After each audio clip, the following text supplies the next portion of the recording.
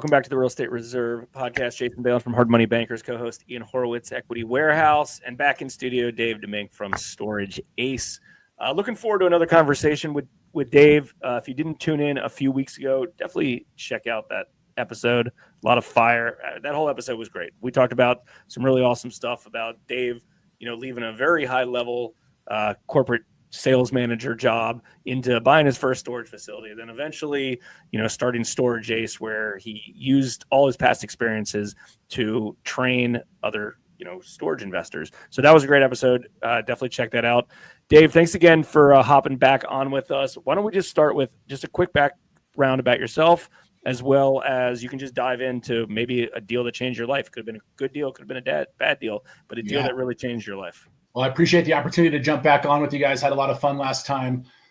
Dave DeMink, former corporate America, 23 years in sales leadership, with some very name brand high growth companies that I think a lot of people are familiar with. Check out my LinkedIn profile if you have any interest in knowing about those.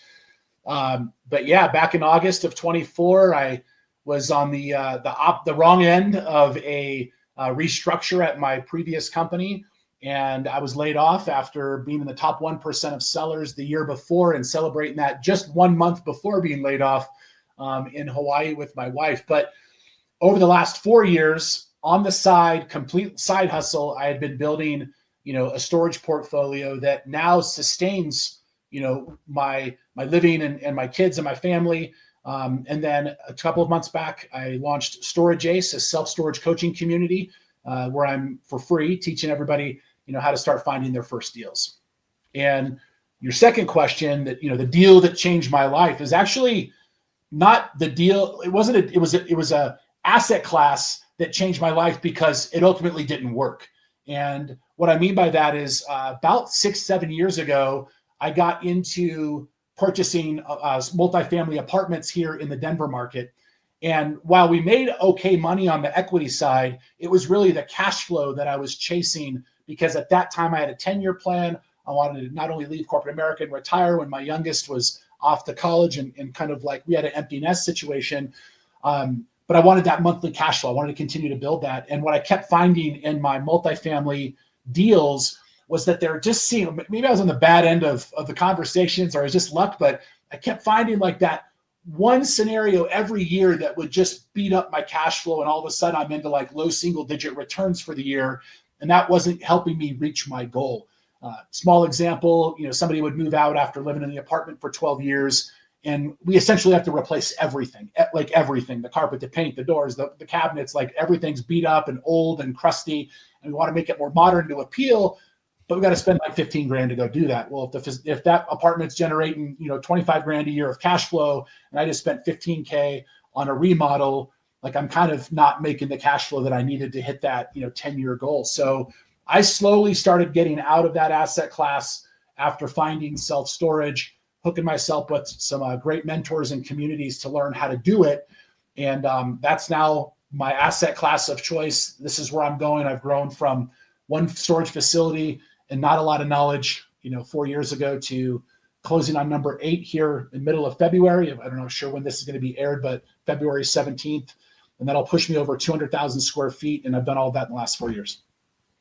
Nice. Yeah, that's awesome. I mean, it's been fun to watch your growth, and it's funny to say, hey, hitting that pivot and going on it real quick. I think it'll be good for people so, they can see how it changed your life on that pivot, from multifamily to storage. Was there ever a contemplation to say real estate's not for me, or you're like, I still want to do real estate, I just need to find the thing that fits me the best? What was that? Yeah, I like a lot of people read Rich Dad, Poor Dad, was part of Bigger Pockets, listening to I had made the decision that I'm going to be in the real estate business and in that game in some way, shape, or form. Maybe, going back 8, 9, 10 years, I maybe didn't know what that asset class is that I wanted to fully invest in. I happened into multifamily, skipped the whole single family scene, went to multifamily primarily because one of my sales managers at a company that I was running the sales team, his brother-in-law and their family, they were very prolific in multifamily. I'm like, well, if that family can do that sort of business there, I want to be part of that. And again, we did great deals. I just didn't find the cash flow that was there. I I knew for a fact that this was the long game for sure. And finding the storage business was a byproduct of just not feeling satisfied with multifamily. Yeah, no, I think a lot of people will resonate with that, and I think too many people give up too quick. It's always about money. It's always about cash. It's never about how do I find the right asset class that fits me. Actually, it was funny. Jason and I were talking this morning about a coaching client that he had. That he said, "Hey, man, like I appreciated the coaching. However, I don't think hard money lending's for me, but I utilized a lot of skill sets that you taught me to go reinvigorate me to do my real estate business." And I think, if you can take that experience and reapply it to something that works for you, whether it's business, it's another asset class, whatever it is, staying in the game. If you stay in the game long enough, you will eventually, hopefully, fingers crossed, make money and find what fits you.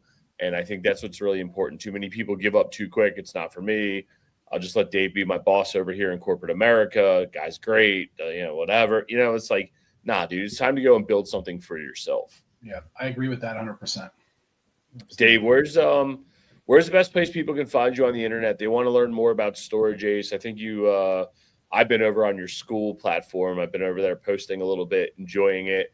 It's been refreshing to see your school platform and the way you communicate. You got such a big personality. Where can they learn more about you?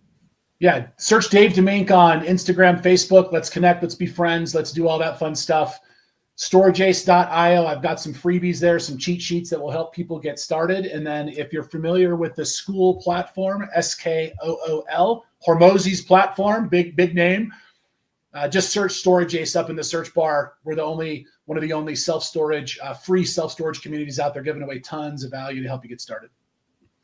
Love that, man. I appreciate you coming back on. We had a really fun episode a few weeks ago. Go check that out. We talked about everything from football to corporate America to being out on your own. And Dave, as always, I appreciate you. Thank you for coming back on. Yeah. And I will catch you all. We will catch you guys all on the next one. Thanks for tuning in to the Real Estate Reserve podcast. Do us a favor and like, comment, and share our broadcast. It helps the algorithm and helps us spread the word too.